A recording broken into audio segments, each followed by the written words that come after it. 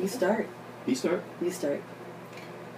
We met on a blind date through a mutual friend where my wife was working at the time.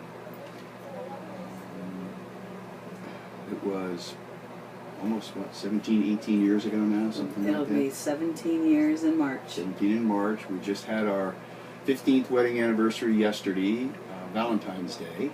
So we came up here to Paso Robles with some friends to celebrate both Valentine's Day and our anniversary. We, this blind date was pretty funny because everybody, the stigma of a blind date, it's like, oh boy, a blind date. But this was such an amazing thing because our first date, Dave came and picked me up, and that traditional part of coming to my home and picking me up, it was so different because most women were not having men come to their house anymore. They would meet him in a coffee shop. But talking to him on the phone, there was just something so trusting about him and innocent that I felt very safe still having him come to my house. And our first date was kind of funny.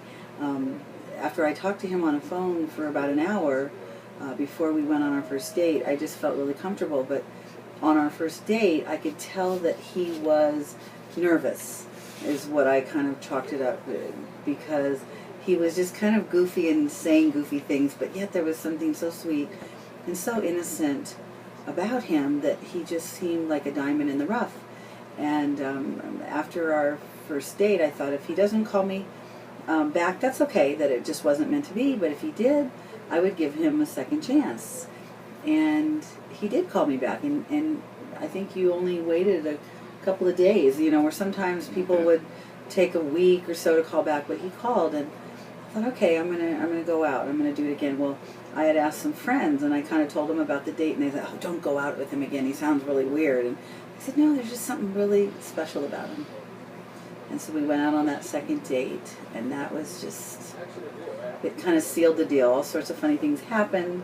He forgot his glasses. I had to read the menu for him, and yet he was very humbled about it. He wasn't embarrassed. He just kind of was like, I can't see the menu. Can you read for me?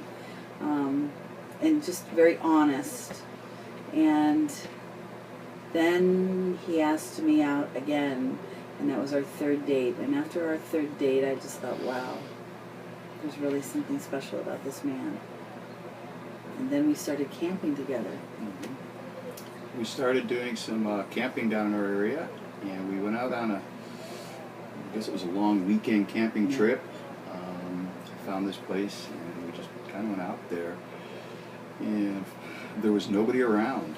We had the whole campground to ourselves. We did some hiking, some exploring. We found some waterfalls out there, and just had an amazing time together. And I think that's the time for both of us that we realized we were probably either falling in love or have fallen in love, or knew that we wanted to spend the rest of our lives together. And after that, we were pretty much inseparable. We were together on a lot of, I don't even know if they were dates, but if I had any place to go, Kathy went, and vice versa.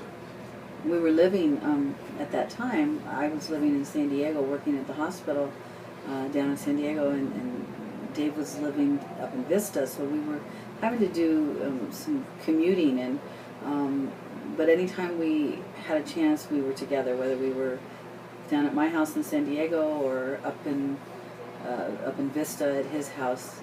And we just, there was like no question. After there was a certain time where I just thought, this is such a God thing. This man, I would never have expected, had I tried to plan it. It just was such a God thing. And we still tell the funny stories of just that first date.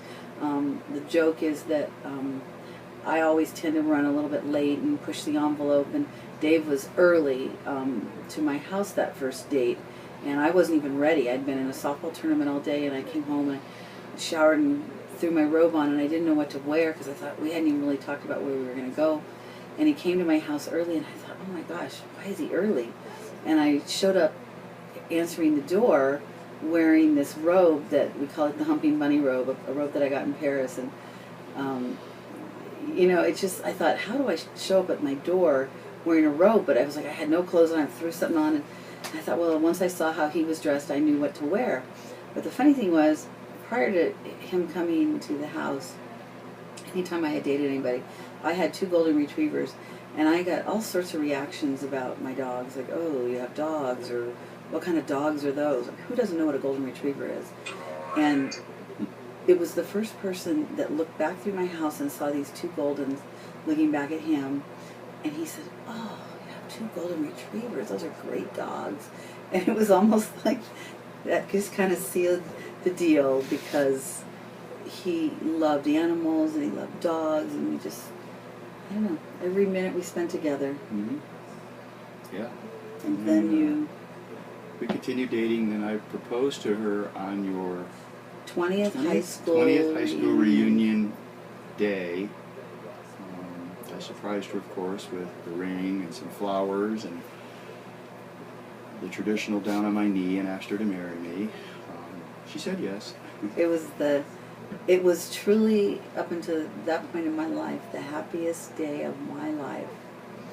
I mean, it was just like God was moving in our lives, and it was the prayer, I guess, I had all my life, that God would find the perfect man, and he was, and that was the happiest day. And then the next happiest day was the day we got married, and the next happiest day was after our first child. It just seemed like these milestones that the 2 of us were doing together. The fact that we were doing them together, it just, I couldn't imagine my life without him. And now we have 3 children. Our second time around, we ended up with twins, boy-girl twins, who have just become an amazing part of our family. It's really wonderful to have these 3 children in our lives and sharing our lives, and it's just amazing.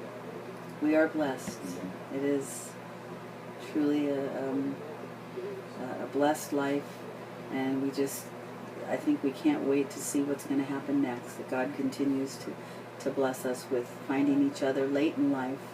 For both of us, and neither one of us had ever been married, and to get married at our age, and then to be able to have children in our 40s and 50s, and now in our 60s, to have these young children. We just are having a great time. It's an amazing, amazing ride, and I couldn't imagine doing it with anybody else in the world. I love you. Happy anniversary. Happy anniversary. Thank you. Thank you.